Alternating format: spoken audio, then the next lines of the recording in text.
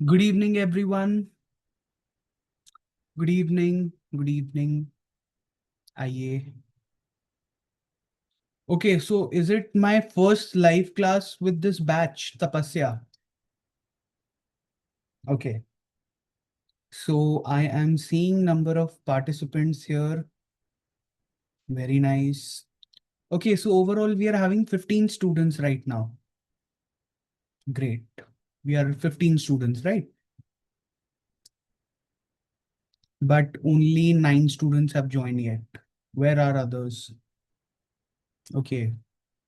Join हो रहे धीरे धीरे. Everybody is joining. Okay, great, great. Okay, so welcome to the class of ethics and essay. ये आपका प्री मेंटोरशिप सेशन है और आपके ऐसे ही बहुत सारे प्री मेंटोरशिप सेशंस हो चुके हैं. थोड़ा सा बैच डिले हुआ है, ग्लिचेस हुए हैं, I accept it, but it is for your betterment. Okay. Hmm. Yes, I will definitely take your doubts, but at the end of the session, I will keep last 15 minutes dedication for your doubts. I will clear all your doubts, whether it is for the session, regarding the session, whether it's not regard to the session, I will take your doubts. Don't worry. Yes, Rohit, yes. Okay. ठीक है. तो मेरा नाम तक्ष है और आप सब मुझे जानते हैं. और आज एथिक्स और ऐसे की क्लास में आप सबका बहुत बहुत स्वागत है. ठीक है. सबसे पहले आप सभी का बहुत वेलकम है. ऐसा कोई वेलकम हमारा मेरी और आपकी ये पहली लाइव क्लास है. ठीक है. I welcome all of you to this batch, Tapasya batch. जो लोग हमारे साथ जुड़े हैं, हमारी इस जर्नी में जुड़े हुए हैं, and I am very happy कि आपने यूपीएससी जैसी प्रेस्टिजियस एग्जाम को प्रिपेयर करने के लिए मेरा साथ चूज किया. And I am very happy and I am very feeling proud of my self that students are trusting me. ठीक है. They are trusting my philosophy that is for aspirants from aspirants, है ना. ठीक है. तो हाँ, ये बैच के बारे में मैं आपको थोड़ा सा बता दूं, क्योंकि मैंने अभी आपके साथ एक भी लाइव क्लास नहीं ली है. तो जितना आप सबको मैं देख पा रहा हूँ, सब अपने वीडियोस ऑन कर लीजिए सबसे पहले. Everybody, I insist you to switch on your videos. Everybody, सब अपने वीडियोस को ऑन कर लीजिए. Very nice. ओके. यार तुम लोग ने तो बोला था कि 15 स्ट्रेंथ है, मुझे टीम ने बताया था, but I can C 25 students here.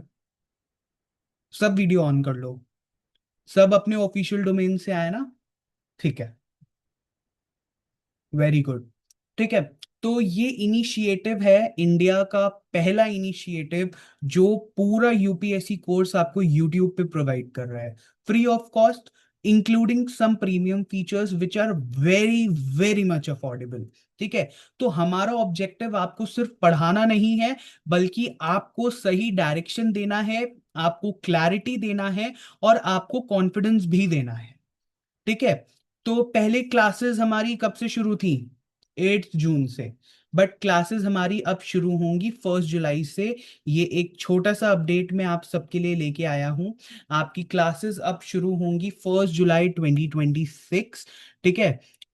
उसके पहले हमने एक फाउंडेशन एक्सीलेटर प्रोग्राम रखा है आप लोगों के लिए. जब तक आपकी क्लास नहीं शुरू होंगी, हमने आपके लिए एक फाउंडेशन एक्सीलेटर प्रोग्राम रखा है. ठीक है. तो इसमें हम बेसिकली आपको सारी चीजें बताएंगे जो यूपीएससी के लिए बहुत इंपॉर्टेंट है. जैसे कि आपको नोट्स कैसे बनाना है, आपको न्यूज़पेपर कैसे पढ़ना है. ठीक है.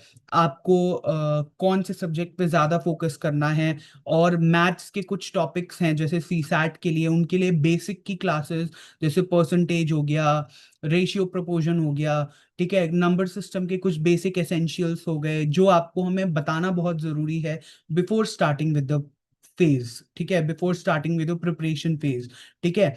उसके बाद हमने अभी प्री मेंटोरशिप सेशंस तो सारे कर लिए हैं. इसमें हमने क्या किया है, सारे सब्जेक्ट्स को बहुत डीपली इंट्रोड्यूस किया है, सारे सब्जेक्ट्स को समझा है. ठीक है. सब्जेक्ट क्या डिमांड करता है वो सारी चीजें समझी हैं.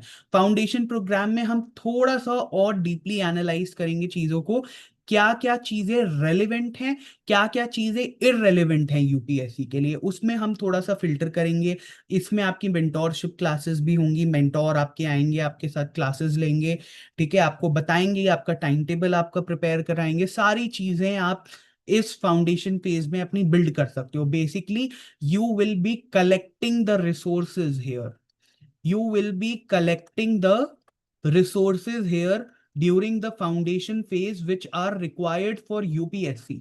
कलेक्शन ऑफ रिसोर्सेज, जो चीजें आपको दिमाग में बैठानी है, ठीक है, कुछ आपको डेली रूटीन में जो हैबिट्स डालनी है कि हमें भाई 5 वर्ड्स डेली याद करने हैं वो कैप के, एक पैराग्राफ एडिटोरियल का डेली पढ़ना है। तो ये सारी चीजें हम फाउंडेशन फेज पे कवर करेंगे। And this will not be available on YouTube. ये foundation phase will not be available on YouTube. It is only limited for the students who have taken the rupees 11 smart classroom feature। जो बच्चे हमारे साथ यहाँ पे बैठे हुए हैं, yes, I'll clear your doubts, don't interrupt in between, ठीक है। तो जो बच्चे यहाँ पे बैठे हुए हैं इस क्लास में, उनके लिए ये एक फाउंडेशन फेज है। और ये फाउंडेशन फेज जब आपका एंड हो जाएगा, उसके बाद आपकी क्लासेस ऑफिशियली 1 जुलाई से शुरू हो जाएंगी। These classes will be held on YouTube also, और ये आपकी यहाँ पे जूम पे चली रही है क्लासरूम पे, ठीक है। और ये जो आपका फाउंडेशन फेज का टाइम टेबल है, ये आपका डिटेल टाइम टेबल आ जाएगा आपके पोर्टल पे। जो बच्चे, ये YouTube वाले बच्चे एक्सेस नहीं कर पाएंगे, जो बच्चे आ चुके हैं प्रीमियम फीचर के साथ, उनके लिए ये रहेगा, ठीक है। Rupees 11 is quite affordable amount. कुछ एमिनिटीज ऐसी होती हैं, अब आप सोचोगे सर 11 रुपए, 11 रुपए में आपने ऐसा क्या दे रहे हैं कि आपने 11 रुपए कैसे लिमिट सेट कर दी है, वाई, है ना। तो मैं आपको बताता हूँ कि क्या एडवांटेजेस हैं जो बच्चे अभी मेरे साथ बैठे हैं, और क्या डिसएडवांटेजेस हैं उन बच्चों के लिए। See, it's not about money making. अगर मनी मेकिंग करना होता हमारे को, तो हम बेटा इसको 1000, 2000, 3000, 10,000, 11,000 ऐसे रखते। बट कुछ चीजें होती हैं, सब कुछ absolutely free we can't keep, ठीक है। आपको सीरियसनेस कितनी है, जो बच्चे यूट्यूब पे पढ़ रहे हैं वो अपने हिसाब से टाइम टेबल अपना प्लान करते हैं, रिकॉर्डिंग देखते हैं, नोट्स बनाते हैं, लेकिन इसमें हम आपको सारी चीजें प्रोवाइड कर रहे हैं, इसमें हम आपके साथ हैं।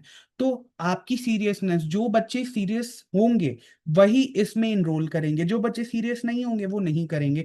तो it is quantity over quality. Quantity तो तुम्हें यूट्यूब पे मिल रही है, but we are keeping only quality students on Zoom, ठीक है, कि जो बच्चे सीरियस हैं उन पे हम ज्यादा फोकस कर पाए, ठीक है, without taking a lot of time.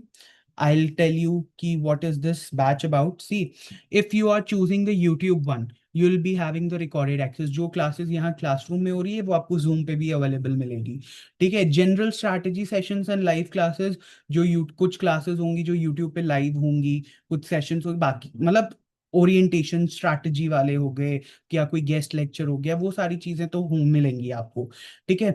जो क्लास में पीपीटीज हैं ये सब तो आप जैसे पीपीटी अलग से तो कुछ प्रोवाइड नहीं होगा, बट सारी चीजें आपको यूट्यूब पे जो आप क्लास में जितना देख पा रहे हो, जैसे I am teaching here this, if you are viewing this on YouTube, तो आप इस स्लाइड का स्क्रीनशॉट ले सकते हो, तो you are basically getting the content. If I am dictating you the notes, if some other teacher is dictating you the notes for any subject, so you are having that thing, you are having that much of resources, you will be having say mentorship sessions, your mentor will be coming live on YouTube, will be taking your doubts individually, maybe once a month or twice in a month, okay, ठीक है। तो इसमें क्या होता है, एक drawback होता है कि यहाँ पे यार स्टूडेंट्स का इंटरेक्शन बहुत लिमिटेड रहता है, आपके डाउट्स को हम प्रायोरिटाइज नहीं कर पाते। If I am taking a class on Zoom and it is being later posted on YouTube premiere, तो यूट्यूब प्रीमियर पे जो बच्चे डाउट्स पूछेंगे वो मेरे तक पहुंच ही नहीं पाएंगे।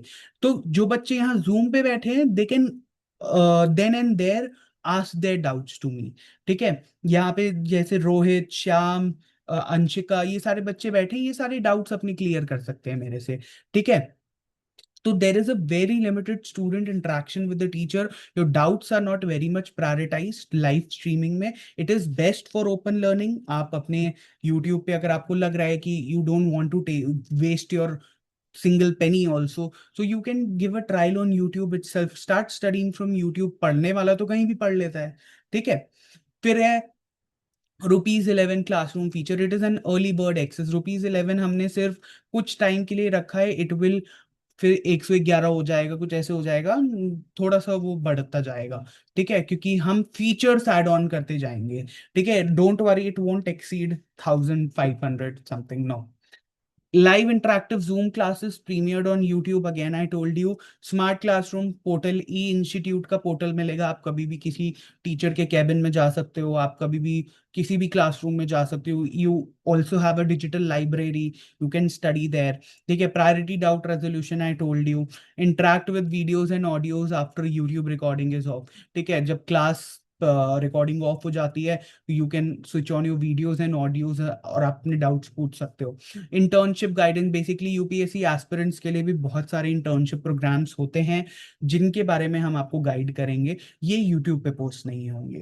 ठीक है, एनजीओ इनिशिएटिव्स एंड प्रोग्राम्स जो हमारे दिल्ली एनसीआर में होते हैं या किसी भी सिटी में होते हैं, we will involve you in that.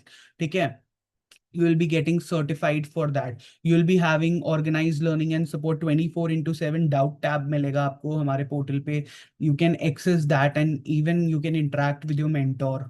ठीक है, तो early access to future batches and benefit, आगे चल के कोई भी सर्टिफिकेट कोर्स आता है या कोई भी दूसरा बैच आता है, तो it will be easily available to the students first here.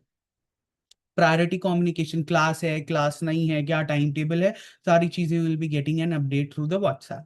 ठीक है, batch updates, notification, fellowship, certificate courses, जैसे एक सर्टिफिकेट कोर्स हम लॉन्च कर रहे हैं लॉ का। ठीक है, लॉ सर्टिफिकेट कोर्स लॉन्च कर रहे हैं। ठीक है, तो आप इसमें भी हम आपको प्रॉपर एक सर्टिफाई करेंगे कि आपने लॉ में इतना इतना अपना बैचलर कर रखा है या इतना इतना मास्टर्स कर रखा है, तो will plan the certificate course, वो सारी चीजें आपको इंट्रोड्यूस हो जाएंगी।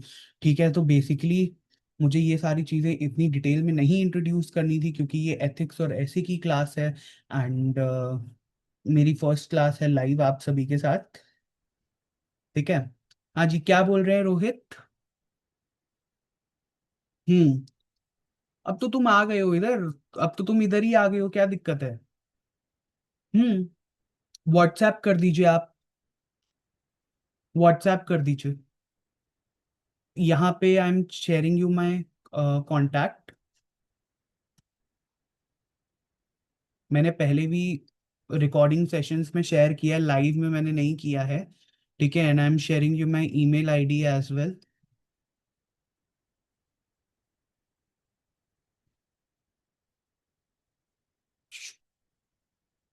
Proprietors desk dot Takshastra @gmail.com। This is my email ID, this is my email ID. ठीक है, and this is my contact number, you may contact me any time.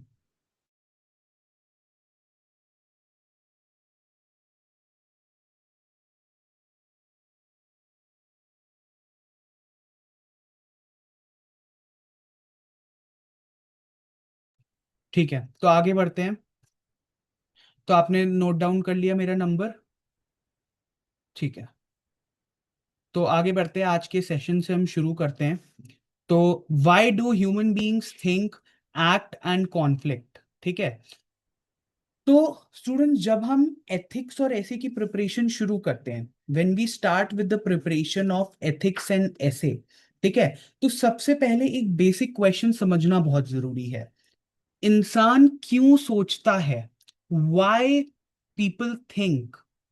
इंसान क्यों डिसीजंस लेता है? इंसान क्यों एक्ट करता है? और कॉन्फ्लिक्ट्स क्यों होते हैं? है ना? देखो, हर चीज की शुरुआत थॉट से होती है। किस चीज से होती है? हर चीज की शुरुआत थॉट से होती है, हमारे दिमाग से, हमारी सोच से। है ना?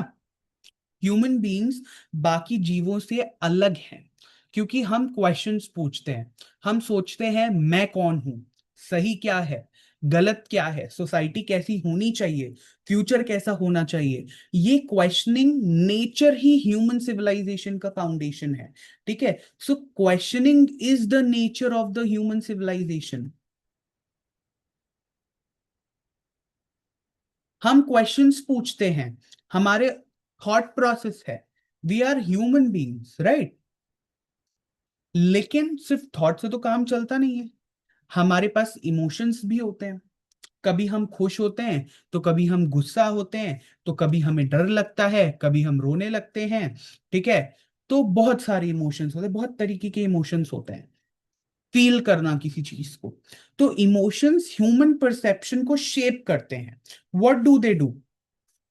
Emotions, they shape the human perception. ये शेप करते हैं। ठीक है? एक ही सिचुएशन को दो लोग अलग अलग तरीके से देख सकते हैं, क्योंकि उनकी फीलिंग्स अलग होती हैं, है ना? फिर तीसरा आता है डिसीजन मेकिंग। ठीक है? Third comes your decision making. What is decision making? जब थॉट्स और इमोशंस मिलते हैं, तब हम डिसीजन लेते हैं। This decision is the result of thought and emotion. Thought और इमोशन का रिजल्ट क्या है? डिसीजन है। हम अपने डिसीजन को थॉट और इमोशन के बेसिस पे लेते हैं। ठीक है? हर डिसीजन के पीछे कुछ वैल्यूज होती हैं। ठीक है? Behind every decision there are some values. हम सोचते हैं कि क्या सही है, क्या गलत है, किस चॉइस का क्या कॉन्सिक्वेंस हो सकता है। इसी प्रोसेसिंग को हम किस में स्टडी करते हैं? हम एथिक्स में स्टडी करते हैं। किस में स्टडी करते हैं? एथिक्स में। फिर डिसीजन के बाद हमारा आता है एक्शन। सोच और वैल्यूज तभी मीनिंगफुल बनती हैं जब वो एक्शन में कन्वर्ट हो। ठीक है? सोच और वैल्यूज कब मीनिंगफुल होंगी? जब हम उस पे एक्ट करेंगे, when we will act upon it. समझ पा रहे हो? है ना? अगर कोई ऑनेस्टी को इंपॉर्टेंट मानता है, तो उसकी ऑनेस्टी उसके एक्शंस में दिखनी चाहिए। एथिक्स सिर्फ सोचने का सब्जेक्ट तो है नहीं, एथिक्स फील करने का सब्जेक्ट है। एथिक्स क्या है? एथिक्स जीने का सब्जेक्ट है एक तरीके से।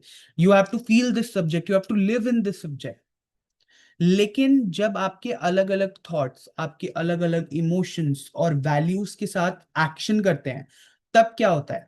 तब आती हैं दरारें। That is known as your conflict. फिर आता है हमारा कॉन्फ्लिक्ट। कैसे कॉन्फ्लिक्ट? किसी को फ्रीडम ज्यादा इंपॉर्टेंट लगती है, किसी को सिक्योरिटी, किसी को ट्रेडिशन पसंद होती है, किसी को चेंज पसंद होता है, किसी को अपना इंटरेस्ट पहले दिखता है, किसी को सोसाइटी का वेलफेयर दिखता है। जब आइडियाज, इंटरेस्ट और बिलीफ सब टकराते हैं, तो क्या होता है? कॉन्फ्लिक्ट होता है। कुछ लोग होते हैं जो सोसाइटी के वेलफेयर के बारे में सोचते हैं, लेकिन कुछ लोगों का होता है नहीं भाई, मुझे आईएएस बनना है क्योंकि मुझे मनी एंड पावर चाहिए, क्योंकि मुझे एंड मनी एंड पावर चाहिए। लेकिन कुछ लोग क्या होते हैं जिनको देश का भला करना होता है, इंप्रूवमेंट चाहिए होता है। लेकिन नहीं, कुछ लोग हैं कि भाई हमें यूपीएससी क्रैक करना है क्योंकि हमें पैसा चाहिए, हमें पावर चाहिए हाथ में। समझ पा रहे हो? और जो इन सारी चीजों का रिजल्ट बनता है, the overall result of all of this is the society.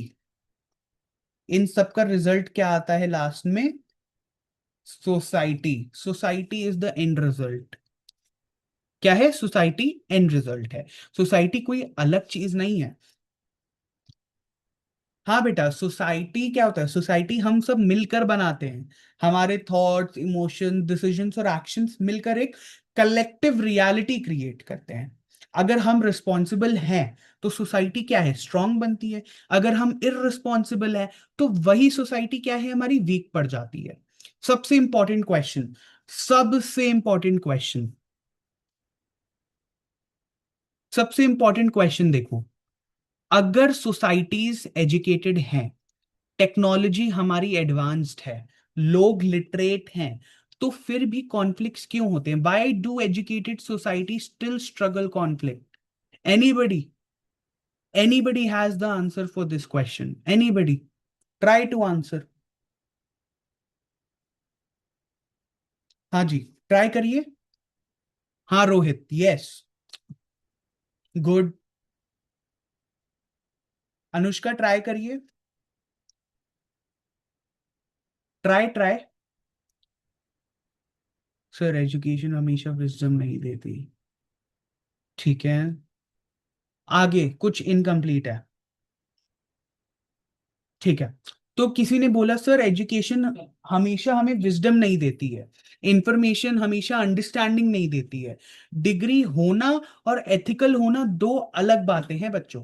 आज दुनिया में नॉलेज की कमी नहीं है, इंटरनेट पर इंफॉर्मेशन की भरमार है, फिर भी वॉर्स होते हैं, करप्शन होता है, डिस्क्रिमिनेशन होता है, वायलेंस होता है। क्यों होता है?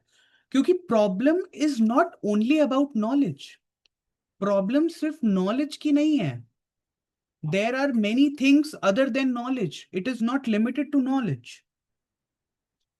तो किस चीज की प्रॉब्लम है सर? वैल्यूज की प्रॉब्लम है, एथिक्स की प्रॉब्लम है, और आपके पर्सपेक्टिव की प्रॉब्लम है। इसीलिए यूपीएससी ने एथिक्स और ऐसे जैसे सब्जेक्ट्स को इंपॉर्टेंस दी है। यूपीएससी को सिर्फ इंटेलिजेंट ऑफिसर्स नहीं चाहिए, यूपीएससी को ऐसे ऑफिसर्स चाहिए जो सोसाइटी को समझ सकें, कॉन्फ्लिक्ट्स को रिजॉल्व कर सके, और डिफिकल्ट सिचुएशंस में सही डिसीजंस ले सकें। और इसी जर्नी की शुरुआत आप करने जा रहे हो, इसी जर्नी की शुरुआत आप करने जा रहे हो। This is very essential, very essential in your UPSC journey.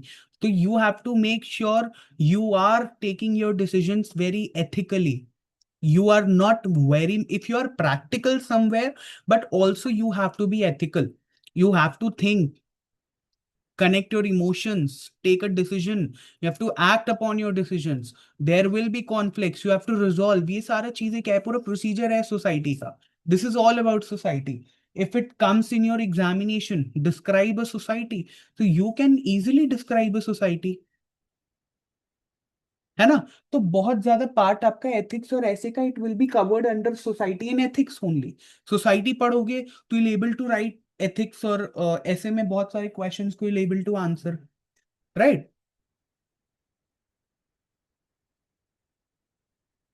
Just minute. You able to answer. समझ आया? आगे बढ़े. ठीक है. Now comes your UPSC pattern and syllabus. What exactly this paper ask.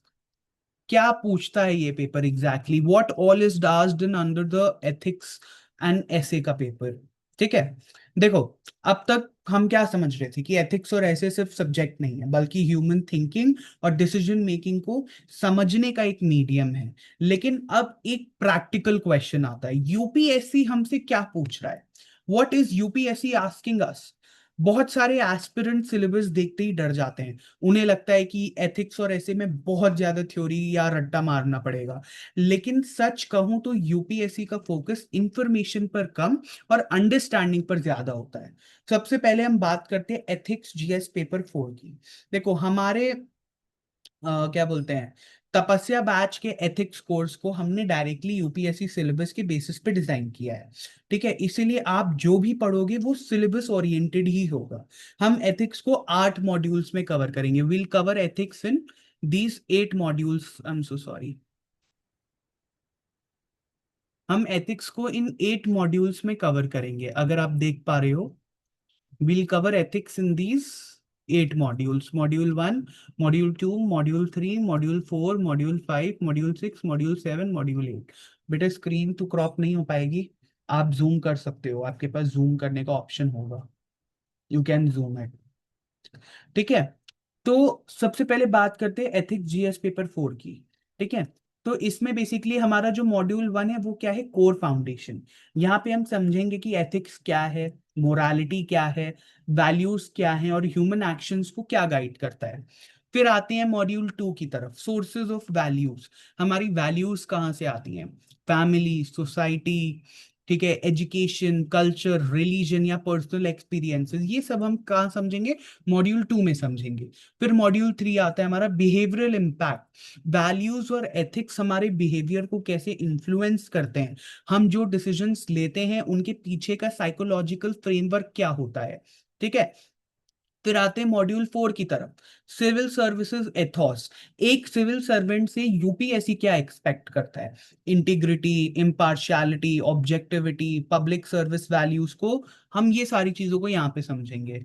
फिर आता है मॉड्यूल 5, इमोशनल इंटेलिजेंस. सिर्फ इंटेलिजेंट होना एनफ नहीं है, अपनी और दूसरों के इमोशंस को समझना भी इक्वली इंपॉर्टेंट है. इसी को इमोशनल इंटेलिजेंस से कहते हैं. फिर आता है थिंकर्स एंड विजडम. ठीक है. हम इंपॉर्टेंट थिंकर्स और एडमिनिस्ट्रेटर्स के आइडियाज को समझेंगे, इसमें देखेंगे कि उनकी विजडम प्रैक्टिकल लाइफ में कैसे अप्लाई होती है। फिर सेवेंथ मॉड्यूल में आता है एथिकल डायलेमा। रियल लाइफ में सिचुएशंस ब्लैक एंड व्हाइट नहीं होती, कभी कभी दो सही चीजों में से एक चूज करना पड़ता है, इसको हम एथिकल डायलेमा बोलते हैं।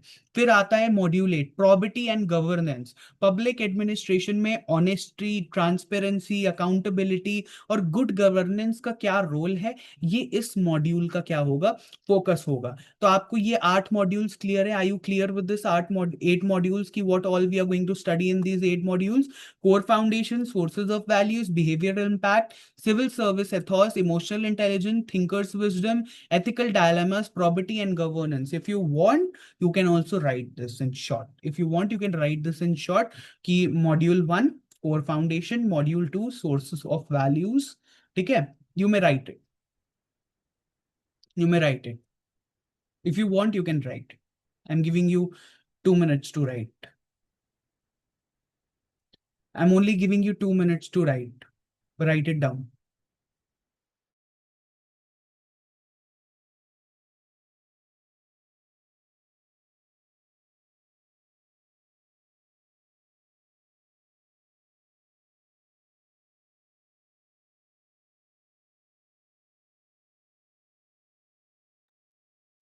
हाँ बेटा, डोंट राइट ये पूरा, वो मत लिखो,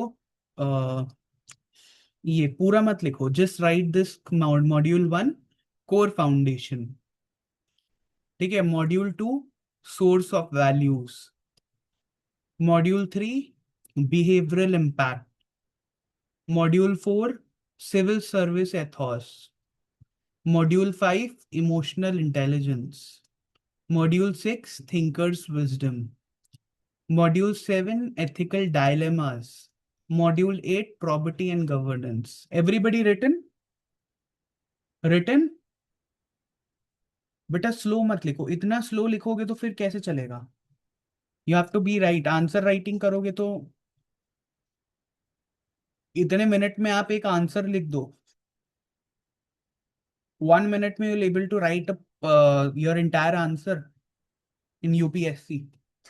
You'll get 1 minute to write. How will you write? You're taking 5 minutes to write. मैंने 5 minutes दिए हैं इसीलिए। ठीक है, तो आई अगली बार से you'll get only half of the minute then to write. ठीक है, चलो फिर अब ऐसे पे आते हैं। ऐसे को भी देख लेते हैं।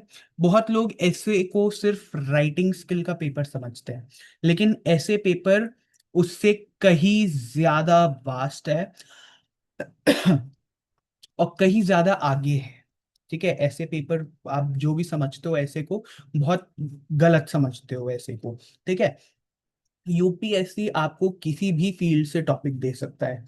ठीक है? वो चाहे टॉपिक आपका सोसाइटी से हो, सो सॉरी, ये क्या पेन तुम लोग ने, हाँ, वो टॉपिक आपका चाहे सोसाइटी से हो, ठीक है, चाहे वो टॉपिक आपका फिलॉसफी से हो, ठीक है, क्या वो टॉपिक आपका इकोनॉमी से हो, ठीक है, वो टॉपिक आपका साइंस एंड टेक से भी हो सकता है, वो टॉपिक आपका गवर्नेंस से भी हो सकता है, ठीक है, वो टॉपिक आपका इन्वायरमेंट से भी हो सकता है, एथिक्स से भी हो, एथिक्स एंड वैल्यूज से भी हो सकता है।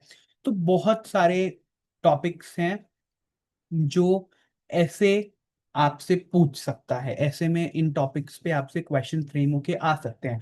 तो what UPSC is trying to understand here, यहाँ यूपीएससी देखना चाहता है कि आप एक टॉपिक को कितनी डेप्थ से समझते हो। ठीक है? आप एक टॉपिक को कितनी डेप्थ से समझते हो और उससे कितनी क्लैरिटी के साथ एक्सप्रेस कर सकते हो। ऐसे लिखते वक्त आपको 3 चीजों का बहुत ध्यान रखना है। आपको उस पर्टिकुलर टॉपिक की, आई एम रेजिंग दिस, उस पर्टिकुलर टॉपिक की आपको वाइड अंडरस्टैंडिंग होनी चाहिए। You should have the wide understanding of that particular topic. ठीक है? टॉपिक को मल्टीपल डायमेंशन से आपको लिखना आना चाहिए, देखना आना चाहिए। ठीक है? फिर आती है इंटरडिसिप्लिनरी अप्रोच। ठीक है? Then comes your approach that should be interdisciplinary. Interdisciplinary approach, ठीक है, अलग अलग सब्जेक्ट्स को कनेक्ट करना, how you can connect different subjects.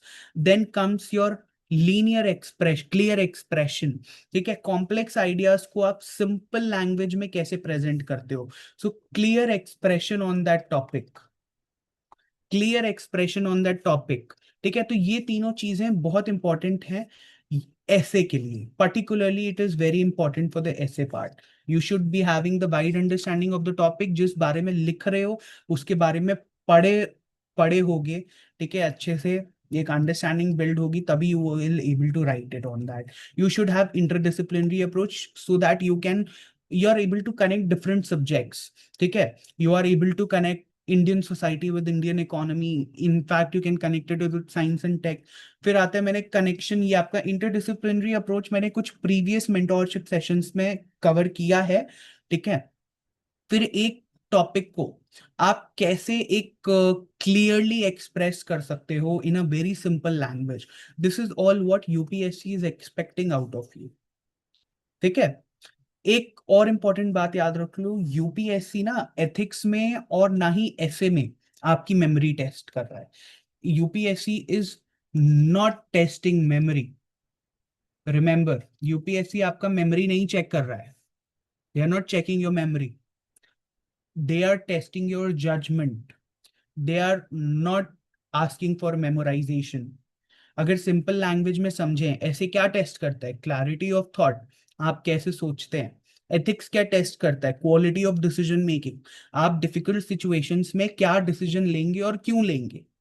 Case studies test करते हैं, एडमिनिस्ट्रेटिव मैच्योरिटी जिसको बोलते हैं, आप ग्राउंड रियलिटी में प्रॉब्लम्स को कैसे हैंडल करेंगे। इसीलिए एथिक्स और ऐसे को कभी भी अलग सब्जेक्ट्स मत समझना, इन दोनों का फाउंडेशन एक ही है, ठीक है। सिलेबस हमें नॉलेज देता है, नॉलेज से थिंकिंग डेवलप होती है, थिंकिंग से पर्सपेक्टिव बनता है, पर्सपेक्टिव से हमारा स्ट्रक्चर आता है, स्ट्रक्चर से एक्सप्रेशन इंप्रूव होती है, और जब एक्सप्रेशन इंप्रूव होती है तब मार्क्स ऑटोमेटिकली इंप्रूव हो जाते हैं। तो ये यूपीएससी का असली गेम है। यूपीएससी सिर्फ यही नहीं, ये नहीं देखता कि आपको कितना पता है, यूपीएससी ये देख रहा है कि आपकी सोच क्या है, आप कैसे सोचते हैं, कैसे कंसेप्ट को समझते हैं, कैसे ग्रास्प करते हैं, कैसे डिसीजन लेते हैं। और एथिक्स और ऐसे की पूरी जर्नी इसी ट्रांसफॉर्मेशन के बारे में है, it is all about the transformation,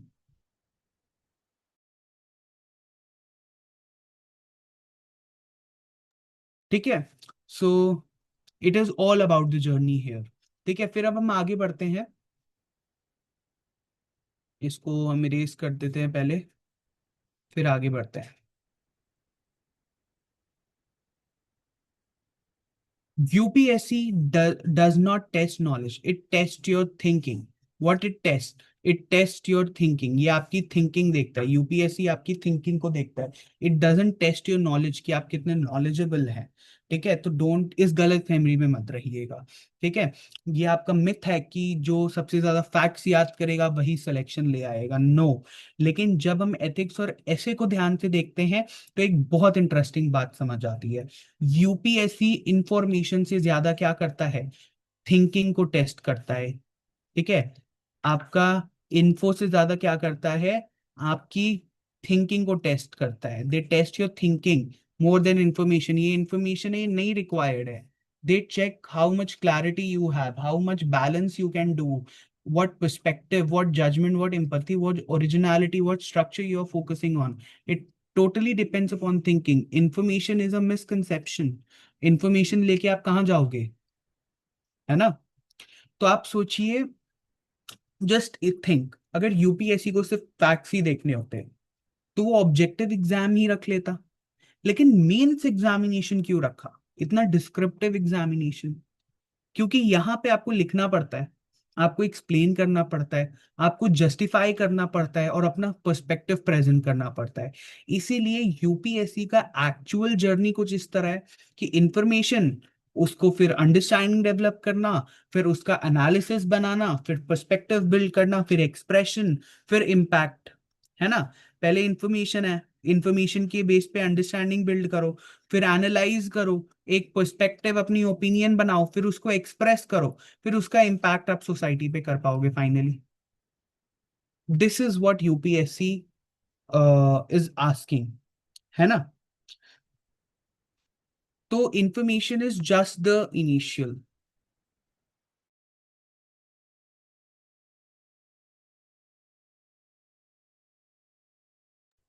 ठीक है, तो मान लीजिए दो स्टूडेंट्स के पास सेम इंफॉर्मेशन है, दोनों ने सेम बुक्स पढ़ी हैं, सेम क्लासेस अटेंड की हैं, और नोट्स भी सेम बनाए हैं, फिर भी एक स्टूडेंट एवरेज मार्क्स लाता है और दूसरा एक्सीलेंट मार्क्स लाता है। तो डिफरेंस इंफॉर्मेशन में नहीं होता, डिफरेंस आपकी थिंकिंग में होती है। यूपीएससी ये देखना चाहता है कि आप किसी इशू को कितनी डेप्थ से समझते हैं, कितनी मेच्योरिटी से एनालाइज करते हैं, और कितनी क्लैरिटी से एक्सप्रेस करते हैं। अब स्पेसिफिकली अगर हम ऐसे की बात करें, इफ वी टॉक अबाउट ऐसे, ठीक है, सॉरी एथिक्स, तो एथिक्स आपसे डेफिनेशन या थ्योरीज रटने को नहीं कहता। एथिक्स आपसे पूछता है, अगर आप एक डिफिकल्ट सिचुएशन में होंगे तो आप क्या डिसीजन लेंगे? आप प्रेशर में भी इंटीग्रिटी मेंटेन कर पाएंगे? आप दूसरों की फीलिंग्स और प्रॉब्लम्स को क्या बोलते हैं, कि आप दूसरों की प्रॉब्लम्स और फीलिंग्स को समझ पाएंगे? आप पब्लिक इंटरेस्ट को पर्सनल इंटरेस्ट के ऊपर रख पाएंगे? इसीलिए एथिक्स में आपका क्या आता है, ethics is involving the decision making part. इसीलिए एथिक्स में क्या आ रहा है, एथिक्स में आपका डिसीजन मेकिंग पूछता है, decision making is a part of essay. Getting my point? ठीक है, integrity, emotional intelligence, administrative maturity, तो ये अब आपकी बात होती है एथिक्स के पेपर की। ठीक है, तो अब हम स्पेसिफिकली अगर आ, हाँ ऐसे का पेपर देखते हैं, तो व्हाट ऐसे इज डिमांडिंग? ऐसे is demanding the depth of thought. क्या आप किस टॉपिक को मल्टीपल डायमेंशन से देख सकते हैं? क्या आप बैलेंस अप्रोच रख सकते हैं? ठीक है, क्या आपके पास ओरिजिनल पर्सपेक्टिव है? क्या आप अपनी बात लॉजिकली और क्लियरली रख सकते हैं? इसीलिए ऐसे मेनली आपका क्या टेस्ट करता है, they test your depth of thought, clarity, balance and your original perspective. तो अगर हम दोनों सब्जेक्ट्स को कंबाइन करें तो यूपीएससी कुछ फंडामेंटल क्वालिटीज इवैल्यूएट करता है। What do they evaluate?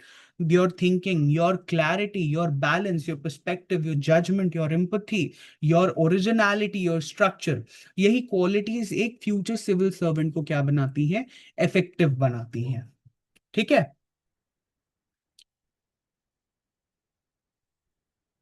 Ethics और ऐसे में भी डेफिनेशंस, डेटा और करंट अफेयर्स याद करने होंगे? नहीं नहीं, देखो, फैक्ट्स यूजफुल होते हैं, लेकिन एग्जाम्पल्स भी यूजफुल होते हैं, करंट अफेयर्स भी यूजफुल होते हैं, लेकिन ये सब टूल्स हैं यार, they are not your destination in this subject. अगर थिंकिंग स्ट्रांग नहीं है तो हजार फैक्ट्स भी आंसर को पावरफुल नहीं बना सकते। ठीक है, और अगर थिंकिंग क्लियर है तो सिंपल लैंग्वेज में भी एक्सीलेंट आंसर लिखा जा सकता है, रोहित, समझ रहे हो? इसीलिए आपके इस बैच में हमारा फोकस सिर्फ इंफॉर्मेशन कलेक्ट करना नहीं है, हमारा फोकस थोड़ा सा क्रिटिकली सोचना है चीजों को, हर क्वेश्चन, हर इशू को क्वेश्चंस के साथ देखना, एनालाइज डीपली, सरफेस के नीचे जाकर रीजंस को समझना, रीजनिंग बिल्ड करना, बैलेंस करना कि एक्सट्रीम पोजीशंस की जगह प्रैक्टिकल सॉल्यूशंस ढूंढ सकते हैं। ये सब केस स्टडीज जब आप करोगे, सारी चीजें आप समझ जाओगे। ठीक है, तो और जब आपकी थिंकिंग इंप्रूव हो जाती है तो यार एथिक्स भी स्ट्रांग हो जाता है, एथिक ऐसे भी स्ट्रांग होता है, और अल्टीमेटली आप एक बेटर एडमिनिस्ट्रेटर और बेटर ह्यूमन बीइंग बन जाते हो, है ना? तो गेटिंग माय पॉइंट? समझ आया रोहित? है ना? तो it's not always about facts और द इंफॉर्मेशन और द डेटा। मुझे पता था किसी ना किसी का ये डाउट आना ही है। Now comes your the art of seeing society and life, how to observe issues, people and India.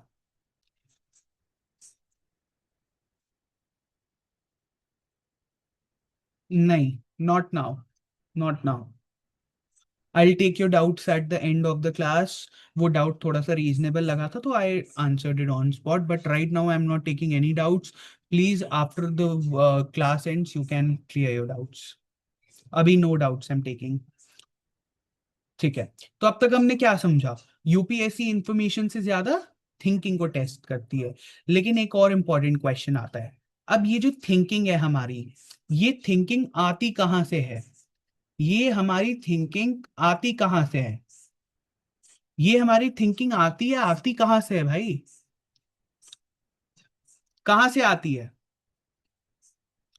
अच्छी थिंकिंग कहाँ से आती है? Observation. Observation, just a minute, give me a second.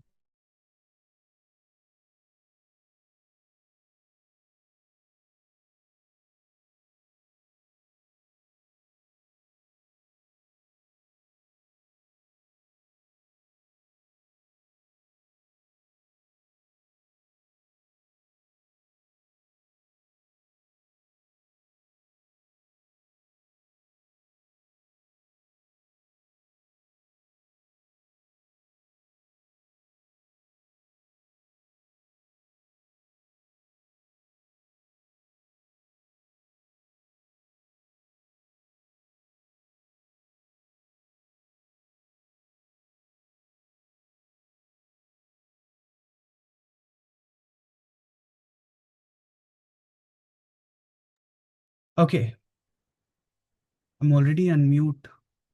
Why Zoom is asking me to unmute myself? Okay. हाँ, तो इसका answer क्या था? ऑब्जर्वेशन, है ना? और कुछ? हाँ, इतनी देर में पूरा चैट बॉक्स भर गया, ऑब्जर्वेशन ऑब्जर्वेशन।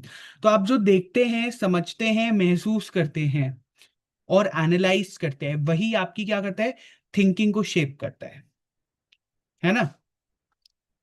तो what do you do when you observe?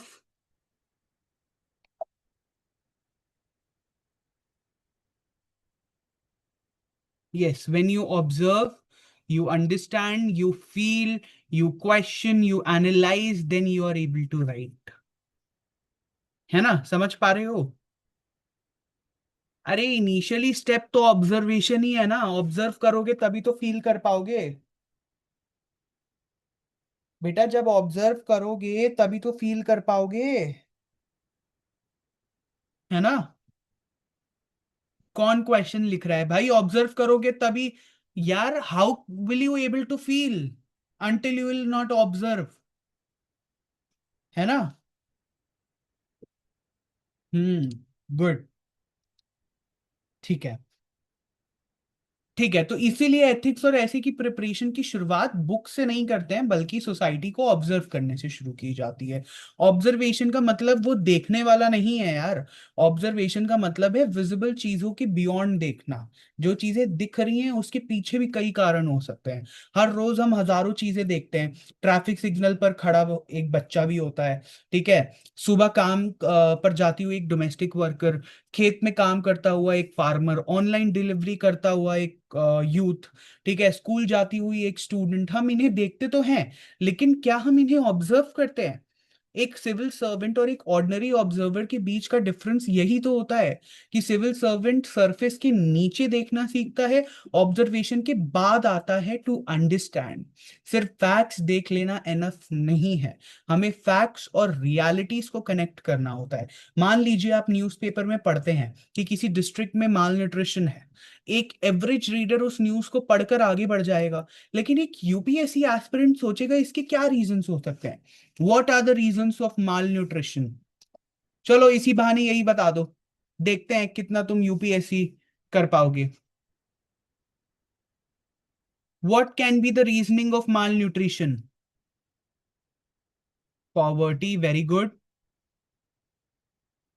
Poverty और फटाफट, जल्दी जल्दी, बहुत टाइम वेस्ट करते हो यार तुम लोग। पॉवर्टी, एजुकेशन, और हेल्थ केयर, और हेल्थ केयर, और जल्दी बताओ। अवेयरनेस, और social practices, very good. Governance issues. तो ये सारी चीजें क्या है? ये माल न्यूट्रिशन के रीजंस है। तो ये जो अंडरस्टैंडिंग आपने अभी दिखाई है, ये आपके ऑब्जर्वेशन को और भी ज्यादा मीनिंगफुल बनाती है। उसके बाद आता है to feel. When you feel, ये शब्द बहुत सिंपल लगता है, लेकिन एथिक्स का फाउंडेशन इसी पर खड़ा होता है। अगर आप लोगों के प्रॉब्लम्स को फील नहीं कर पाते, तो आप उनके लिए सॉल्यूशंस कैसे बनाओगे? If you are not able to feel, तो how you will able to frame the solutions? आप सॉल्यूशंस कैसे निकालोगे if you will not feel that situation? If you will not feel the poverty, how can you take out the solution to it? Can you? No. If you can't feel the uneducated children, how you'll able to build schools? बहुत सारी चीजें हैं यार, है ना? Empathy का मतलब किसी पर दया करना नहीं होता है, प्लीज। इम्पैथी का मतलब होता है हर किसी, मतलब किसी और के पर्सपेक्टिव को समझना, ठीक है? इम्पैथी। हाँ जी। हाँ अनुष्का। अच्छा, फॉर एग्जाम्पल मान लो आप किसी फार्मर का स्ट्रगल समझते हैं, ठीक है? किसी स्टूडेंट का प्रेशर समझते हैं, किसी बूढ़े पर्सन की लोनलीनेस को समझते हैं, तब आपके अंदर एक ह्यूमन अंडरस्टैंडिंग डेवलप होती है। और याद रखिए, ethics begins with empathy. Always remember, ethics begins with empathy. Ethics आपकी एम्पैथी से ही शुरू होती है। उसके बाद आपका आता है क्वेश्चन, ठीक है? यूपीएससी उन लोगों को पसंद करता है जो क्वेश्चंस पूछते हैं, लेकिन सिर्फ इजी क्वेश्चंस नहीं, डीप क्वेश्चंस। डीप क्वेश्चंस कैसे? क्यों? कैसे? किस वजह से? क्या अल्टरनेटिव हो सकता है? क्या अल्टरनेटिव हो सकता है? एक्सेट्रा। आप बहुत सारे क्वेश्चंस फ्रेम कर सकते हो। क्या लॉन्ग टर्म इम्पैक्ट हो सकता है? अगर हम क्वेश्चंस पूछना बंद कर देते हैं तो लर्निंग भी हमारी रुक जाती है। इसीलिए एक एस्पिरेंट को हमेशा डीपर क्वेश्चंस पूछने चाहिए। क्वेश्चनिंग के बाद आता है to analyse. When you start analysing, when you start analysing things, ठीक है? फॉर एग्जाम्पल, एनालिसिस का मतलब क्या होता है? पैटर्न्स और रूट कॉजेस को आइडेंटिफाई करना। हर सोशल इशू के पीछे है इंटरकनेक्टेड रीजंस। क्राइम हो, पॉवर्टी हो, पोल्यूशन है, अनएम्प्लॉयमेंट है, सोशल कॉन्फ्लिक्ट है। कोई भी प्रॉब्लम एक सिंगल रीजन से पैदा नहीं होती। जब हम पैटर्न्स देखना सीखते हैं, तब हम मैच्योर अंडरस्टैंडिंग डेवलप करते हैं। और फाइनली फिर आता है when we are writing everything. After analysis when we are writing, ये हमारा होता है फाइनल एग्जामिनेशन, ठीक है? Observation, understanding, empathy, questioning, analysis, जिसका इन सबका जो फाइनल आउटपुट होता है, इन सबका इन सबका जो फाइनल आउटपुट होता है वो आप लिखते हो। इन चीजों का जो भी फाइनल आउटपुट होता है, what do you do? You right the final output, ठीक है? वो आपके राइटिंग्स में दिखाई देते हैं। ऐसे है या एथिक्स का आंसर राइटिंग, इनका सिर्फ वर्ड्स लिखना नहीं होता। राइटिंग का मतलब है ट्रुथ को क्लैरिटी के साथ एक्सप्रेस करना। इसीलिए मैं अक्सर कहता हूं, ऐसे बिगिंस विद ऑब्जर्वेशन। आप वही लिख सकते हैं जो आप जेन्युइनली देखते हैं, समझते हैं और फील करते हैं, ठीक है? Okay, there is a question in this slide I can see. Team must have put up this question. Can you write about society without truly observing people? Can you? Can you write about society without truly observing people? Yes. अच्छा, no. Okay okay. No. हाँ। No. Very good. मेरा भी answer है नहीं। आप definitions लिख सकते हैं और फैक्ट्स याद कर सकते हैं, आप कोटेशंस कलेक्ट कर सकते हैं, लेकिन सोसाइटी को समझे बिना सोसाइटी पर मीनिंगफुल राइटिंग नहीं कर सकते। क्योंकि सोसाइटी बुक्स में तो रहती नहीं है, सोसाइटी लोगों में रहती है, उनके ड्रीम्स में, उनके स्ट्रगल्स में, उनकी होप्स में, उनके फियर्स में और उनकी डेली लाइफ में। इसीलिए एक फ्यूचर सिविल सर्वेंट को हेडलाइंस के आगे देखना सीखना पड़ेगा। न्यूज के पीछे इंसान को देखना पड़ेगा, स्टैटिस्टिक्स के पीछे स्टोरीज को देखना होगा, पॉलिसीज के पीछे लोगों को देखना होगा। क्योंकि आखिर में यूपीएससी फैक्ट्स को रिवॉर्ड नहीं करता, UPSC rewards depth of human understanding. और ह्यूमन अंडरस्टैंडिंग की शुरुआत होती है लोगों को ध्यान देने से, देखने से, समझने से और उनको फील करने से। Getting my point everybody? Did you understand? कुछ दिमाग में घुसा एथिक्स ऐसे क्या होता है? कुछ समझ आया? What is ethics, what is essay, कुछ एक आइडिया बिल्ड हुआ, पर्सपेक्टिव बिल्ड हुआ आपका? From information to perspective. ठीक है, ये देखो ये सारी चीजें ये बार बार रिपीट हो रही हैं। इंफॉर्मेशन, अंडरस्टैंडिंग, कनेक्शन, पर्सपेक्टिव, ये हर स्लाइड में रिपीट हो रही हैं। क्यों रिपीट हो रही हैं? यही है, you are building from information, you are building your perspective, we are teaching you to build your perspective, right? You have to build your perspective. ठीक है, तो ये सारी चीजें हम समझ चुके हैं, हम आगे बढ़ते हैं।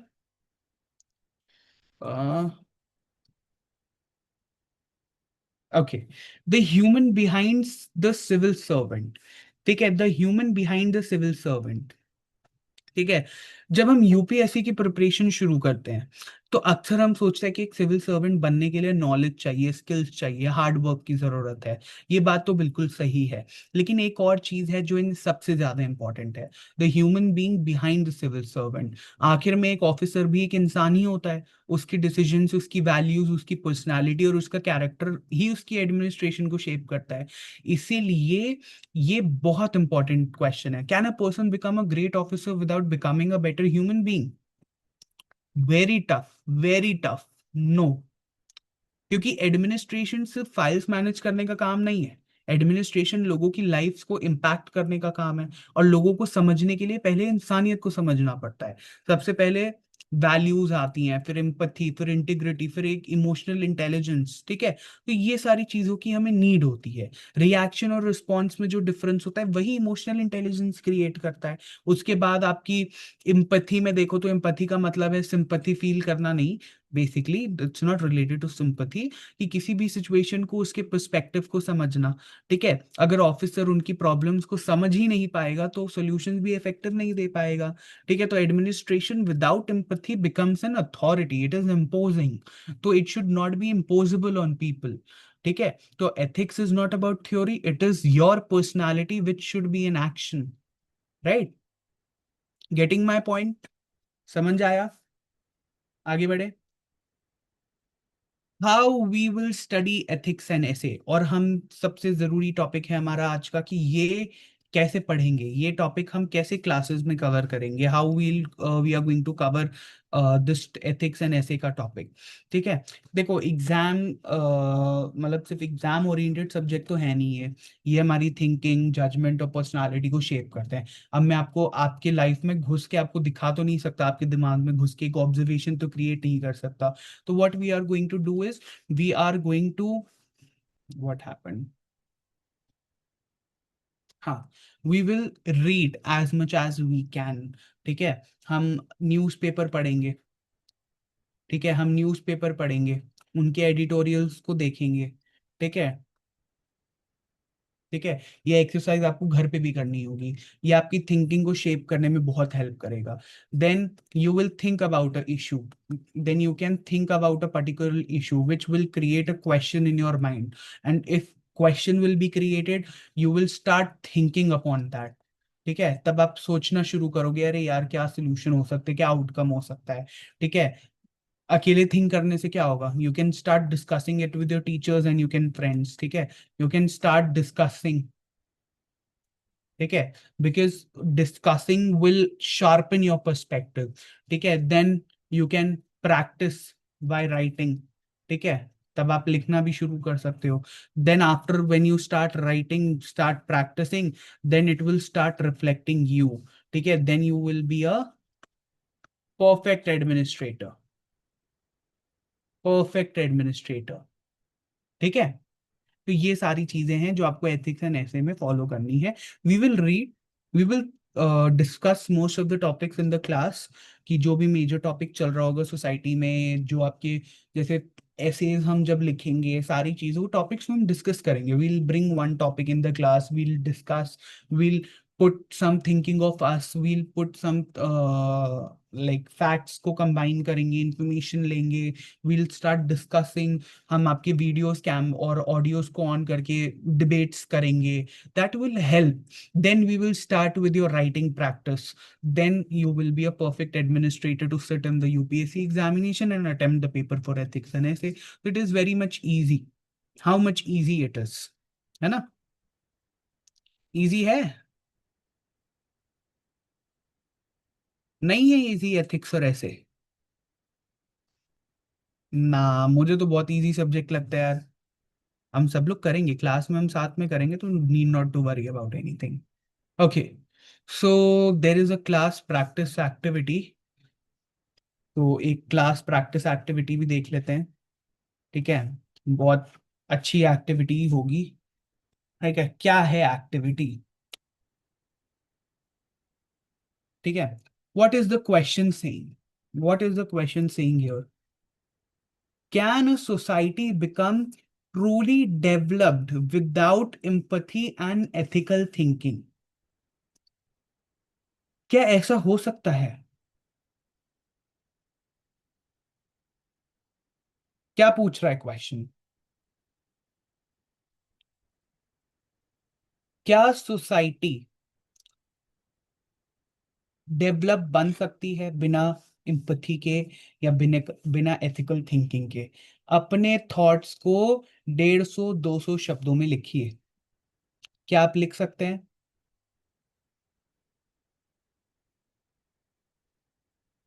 I'll tell you one important thing before writing your answers. You may open your notebook or take a piece of paper and you can do this activity in the class itself. Before you proceed with this activity, I would like to tell you something. UPSC में marks answer लिखने से पहले मिलता है. ये बात थोड़ी strange लग सकती है, लेकिन सच है. क्योंकि आंसर की क्वालिटी पेन चलाने से पहले डिसाइड हो जाती है. कैसे होगी? अगर आपकी थिंकिंग क्लियर है तो राइटिंग भी क्लियर होगी, अगर थिंकिंग कंफ्यूज्ड है तो राइटिंग भी कंफ्यूज होगी. इसीलिए आज हम एक आंसर लिखने से पहले आंसर के बारे में सोचना सीखेंगे. First we'll think. ठीक है, first we'll think, then we'll write. ठीक है, तो बोर्ड पे I will just the simple framework you can see. It is a question, then you will observe the question, you will build the perspective, then you will structure that perspective, then you will start writing. ठीक है, दिख रहा है ये structure? तो बिना answer को discuss मतलब एक बार सोचते हैं, समझते हैं, फिर आप लिखना. ठीक है, लिख के everybody has to WhatsApp me और व्हाट्सएप कर देना. व्हाट्सएप ग्रुप है ना आपका तपस्या का? व्हाट्सएप ग्रुप में put your answers in PDF format. I check and I tell you your answers वहीं पे. ठीक है, सबसे पहले क्वेश्चन को हमें क्या करना है? हमें ध्यान से पढ़ना है. ये क्वेश्चन क्या पूछ रहा है? Can a society become truly developed without empathy and ethical thinking? यहां पे कीवर्ड्स को आइडेंटिफाई करो. What are the keywords which are visible here? Can you see the keywords? Society और डेवलपमेंट और एम्पैथी और एथिकल थिंकिंग. सर इतने सारे keywords हो गए यहाँ, पूरा क्वेश्चन ही कीवर्ड से भरा हुआ है. ऐसा? हाँ. ठीक है, तो अब यूपीएससी हमसे ये पूछ रहा है कि डेवलपमेंट की डेफिनेशन क्या है? What is the definition of development? क्या है डेफिनेशन ऑफ डेवलपमेंट? पूछा है पहले उसने. ठीक है, ये पूछना चाह रहा है डेवलपमेंट का एक्चुअल मीनिंग क्या होता है. क्या डेवलपमेंट सिर्फ जीडीपी ग्रोथ है? क्या डेवलपमेंट सिर्फ हाईवेज और बिल्डिंग्स हैं? क्या डेवलपमेंट सिर्फ टेक्नोलॉजी है? या डेवलपमेंट में ह्यूमन वैल्यूज भी इंपॉर्टेंट हैं? ठीक है, तो क्वेश्चन को समझना आंसर लिखने से पहला स्टेप है. फिर ऑब्जर्वेशन हमारा, हमने क्वेश्चन को पढ़ लिया, now we have to observe, second step is to observe. अब आप अपने आसपास की दुनिया को ऑब्जर्व करिए। आज दुनिया में टेक्नोलॉजी एडवांस है, आर्टिफिशियल इंटेलिजेंस है, स्मार्ट सिटीज हैं, डिजिटल पेमेंट्स हैं, हाई स्पीड इंटरनेट है, लेकिन साथ ही डिस्क्रिमिनेशन भी है, वायलेंस भी है, लोनलीनेस भी है, करप्शन भी है, सोशल कॉन्फ्लिक्ट्स भी हैं। अब सोचिए, अगर टेक्नोलॉजी बढ़ रही है लेकिन ह्यूमन सेंसिटिविटी कम हो रही है, तो क्या हम उसे कंप्लीट डेवलपमेंट कहेंगे? तो ये ऑब्जर्वेशन है। ऑब्जर्वेशन का मतलब न्यूज़पेपर की हेडलाइंस रिपीट करना नहीं है। ऑब्जर्वेशन का मतलब है रियलिटी को देखना।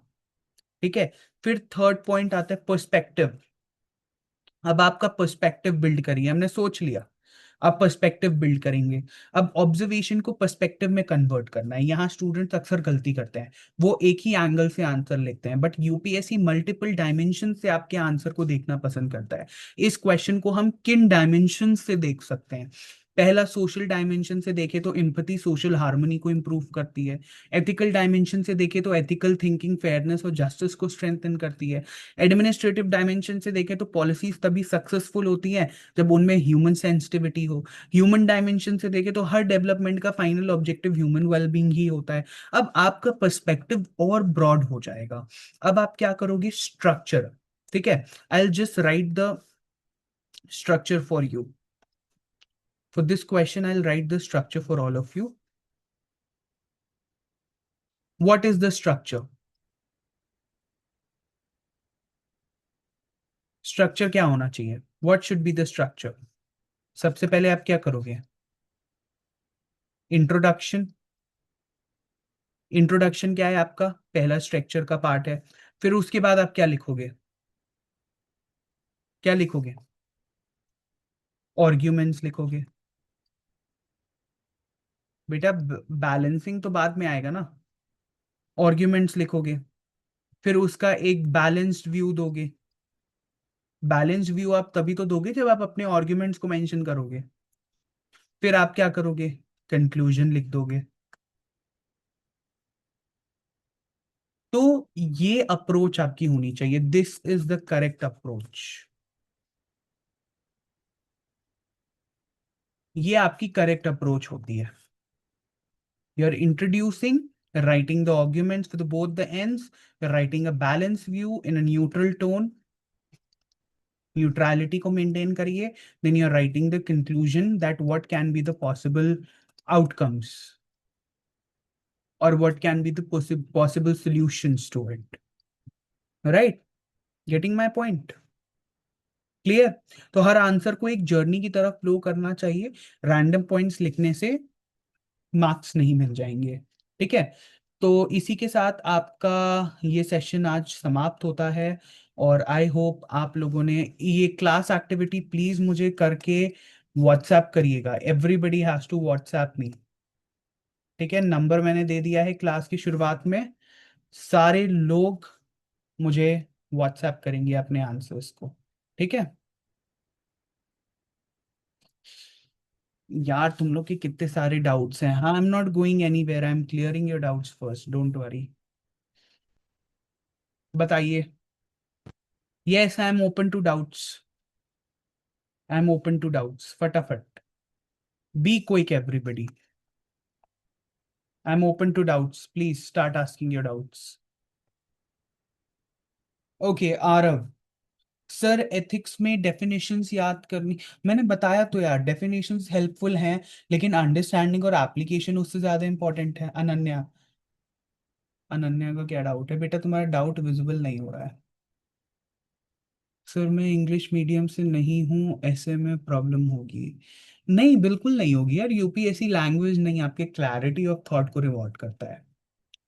हाँ जी रोहन, बताइए। सर, एथिक्स रट्टा मारने वाला सब्जेक्ट है क्या? यार, अभी मैंने तुम्हें इतना चिल्ला चिल्ला के बताया कि यार अंडरस्टैंडिंग का सब्जेक्ट है ना? प्रिया। सर, क्या हर ऐसे में कोटेशंस लिखना जरूरी है? नहीं यार, स्ट्रॉन्ग थिंकिंग कोटेशन से ज्यादा मार्क्स दिलाती है। आदित्य सर, अगर मेरे ओपिनियंस यूनिक हैं तो लिख सकता हूँ। हाँ, बस वो लॉजिकल बैलेंस और जस्टिफाइड होने चाहिए। स्नेहा सर, एथिक्स और ऐसे कब से प्रैक्टिस करनी चाहिए? देखो यार, मेरा तो कहना है कि आप अभी से चाहो तो प्रैक्टिस कर सकते हो। अभी मैंने क्लास प्रैक्टिस एक्टिविटी दिया है आपको। आप डेली अपने टीचर के पास या मेरे पास आ सकते हो। You can daily take an ethics question if you want, or if you want and to write an essay, if you want to practice, you can also read the editorials. You can start reading the editorials and you can frame questions. आज का AI का जमाना है यार। Sir क्या newspaper पढ़ना compulsory है? देखो हेल्पफुल है, लेकिन उससे भी ज्यादा इम्पोर्टेंट है उस पर सोचना। ठीक है करण? मुस्कान सर, मुझे लिखने में बहुत डर लगता है यार। हर टॉपर ने ब्लैंक पेज से ही शुरुआत की थी। विवेक सर, आंसर में फैक्ट्स कम हो तो मार्क्स कटेंगे? यार अगर एनालिसिस आपकी स्ट्रांग है तो फिर मार्क्स नहीं कटेंगे। विवेक। नंदिनी सर, एथिक्स में फेल भी? भाई यार, एथिक्स में आपके मार्क्स थोड़े कम आ सकते हैं, लेकिन रेगुलर प्रैक्टिस से इंप्रूव हो जाता है। पढ़ने की हैबिट डालो, गिव अप मत करो। Yash sir, emotional intelligence real life में भी यूजफुल है? हाँ, यूपीएससी से ज्यादा लाइफ में यूजफुल है यार। खुशी सर, ऐसे लिखते वक्त तो फर्स्ट पर्सन यूज कर सकते हैं? यार देखो, generally you have to avoid और ऑब्जेक्टिव अप्रोच रखो यार। इतना अपने लिए वो कॉम्प्लिकेट मत करो। बेटा मैंने क्लियर कर दिया है हर्ष। सर एथिक्स में एग्जांपल्स कहाँ से लाए? यार डेली लाइफ, सोसाइटी देख रहे हो ना, दिन पर दिन अपने आसपास देखो। करंट अफेयर्स पढ़ो, न्यूज़पेपर पढ़ो। सर मेरी हैंड राइटिंग खराब। भाई रीडेबल है ना, बस पढ़, टीचर समझ पाएगा ना। फिजिक्स के बाकी पेपर्स में भी हेल्प करते हैं? हाँ यार, बहुत ज्यादा करते हैं, क्योंकि दोनों आपकी थिंकिंग इंप्रूव करते हैं। सर क्या एआई से आंसर्स लिखवा कर प्रैक्टिस कर सकते हैं? यार आइडियाज लो, लेकिन थिंकिंग खुद डेवलप करो। एआई पे मत डिपेंड रहो। सर एथिक्स पढ़कर इंसान सच में बेटर बन जाता है? हाँ भाई, सिंसियरली पढ़ोगे तो बिल्कुल। काव्य सर आज की क्लास? ठीक है, मैंने बेटा क्लियर कर दिया है, सारे डाउट्स क्लियर कर दिए हैं। ठीक है, और किसी को तो कोई डाउट नहीं है ना? तुम लोगों के डाउट सब आ ही रहे थे वन बाय वन, तो मैंने क्लियर कर दिया है। तो इसी के साथ क्लास एंड करते हैं। मिलते हैं हम लोग नेक्स्ट क्लास में। बिल्कुल अच्छे से पढ़िए। नेक्स्ट क्लास आपकी होगी सी सैट की। ठीक है, तो सी सैट के प्री मेंटोरशिप सेशन में मिलते हैं। और लेट्स सी कितने लोग इनरोल कर लेते हैं यूट्यूब से। बाकी, और बाकी जिसको ऑन स्टेज आना है, आई एम देयर। मैं रिकॉर्डिंग ऑफ कर रहा हूँ। तो बच्चे आप अपने वीडियोस ऑन करके अपने डाउट्स क्लियर कर सकते हैं। आपकी मेंटोर भी आ जाएंगी। So remain in the class, don't leave the class. Your mentor will come, she will be guiding you regarding something. I don't know, you'll be having one more session for this, but don't go. Please don't leave anybody. You don't have to leave the session right now. Thank you everybody, thank you. चलो, I am leaving everybody, thank you so much, bye bye.